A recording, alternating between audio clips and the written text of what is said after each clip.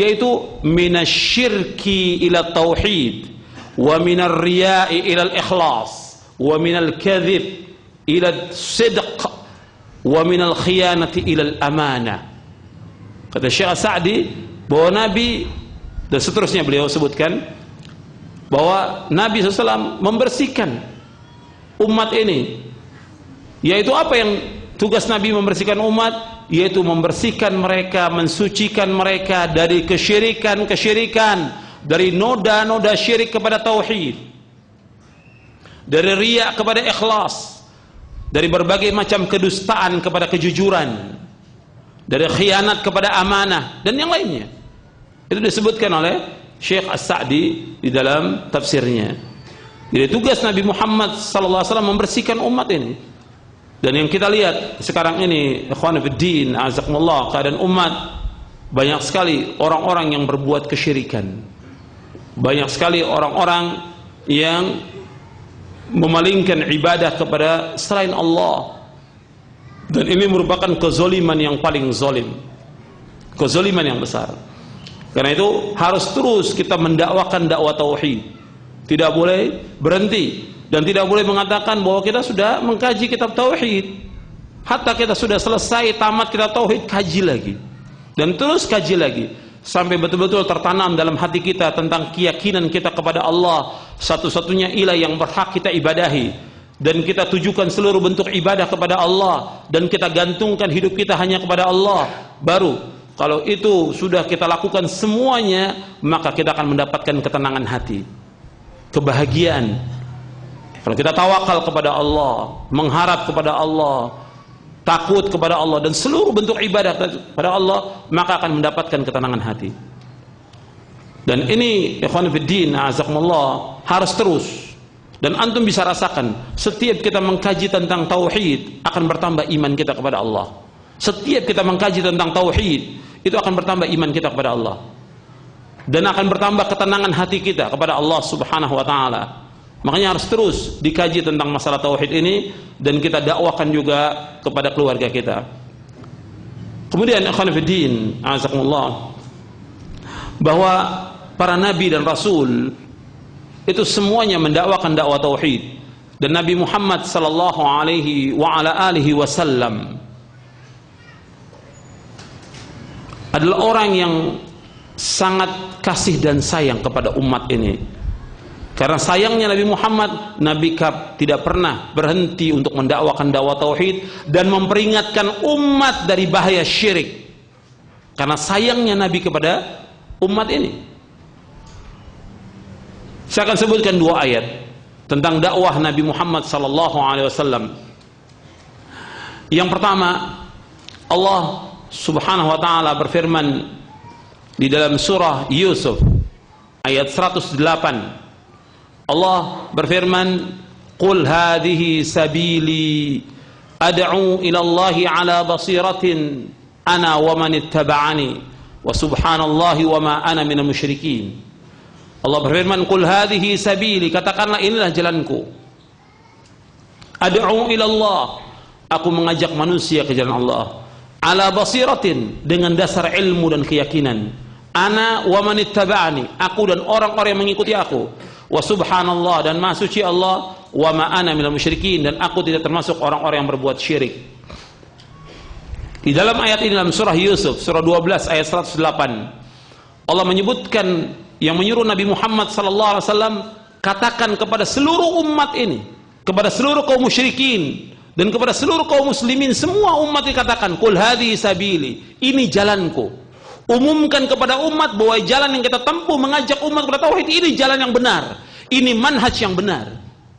Katakan kepada umat bahwa ini jalan yang kita tempuh, itu jalan tauhid, mengajak umat untuk bersyahadat asyhadu an la ilaha illallah wa asyhadu anna Muhammad Rasulullah, dan mengajak umat untuk mengesahkan Allah, beribadah hanya kepada Allah. Hadi sabili,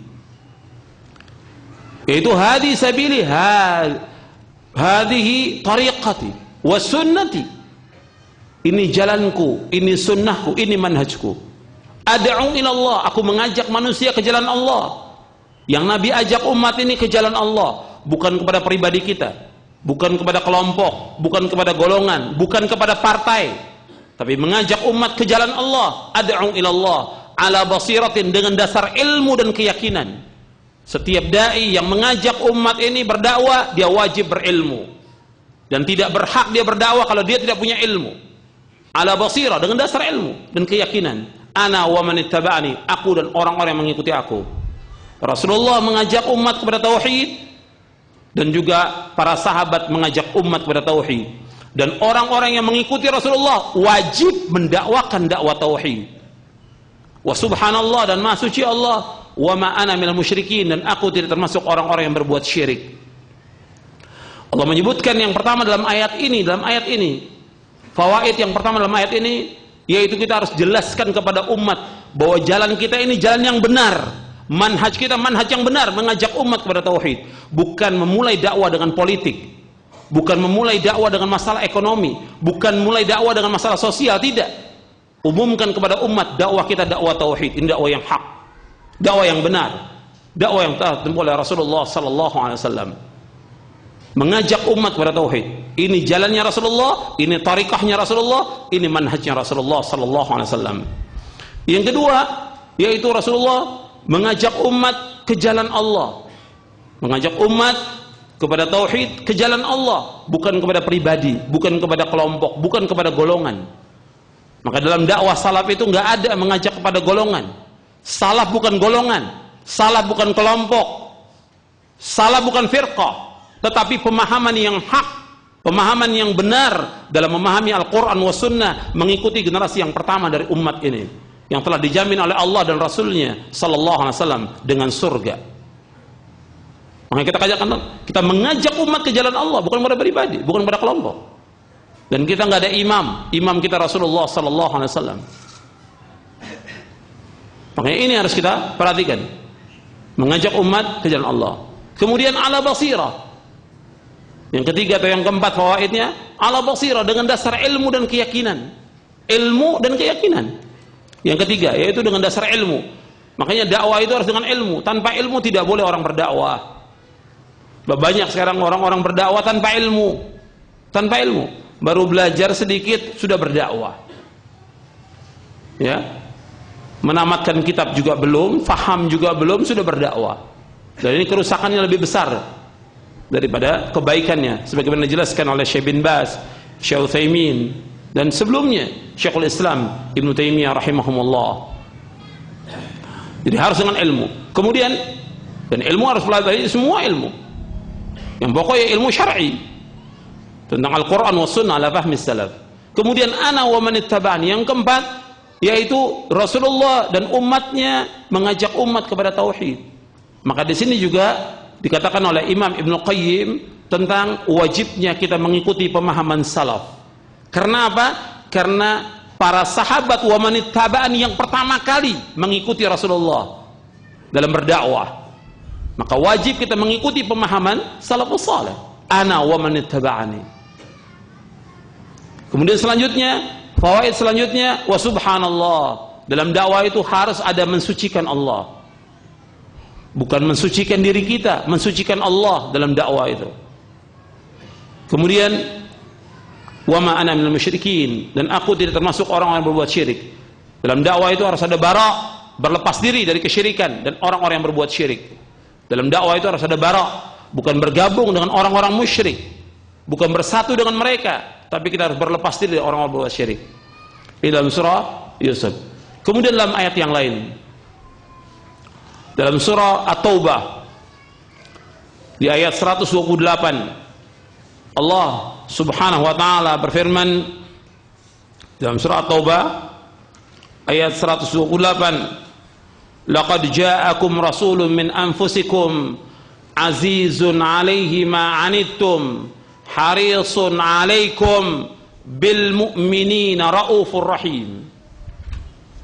Laqad ja'akum, sungguh telah datang kepada kamu rasulun, seorang rasul, min anfusikum, dari diri kalian, azizun alaihi ma anittum, menyusahkan dia apa-apa yang menyusahkan kalian, harisun alaikum, berkeinginan keras untuk memberikan hidayah kepada kalian, bil mu'minina raufur rahim, dan sangat kasih dan sayang kepada orang-orang yang beriman. Di dalam ayat ini Allah menyebutkan tentang Rasulullah sallallahu alaihi wa ala alihi wasallam, telah datang kepada kalian seorang rasul dari diri kalian, dari kalangan orang Arab dan dari jenis manusia, bukan dari malaikat.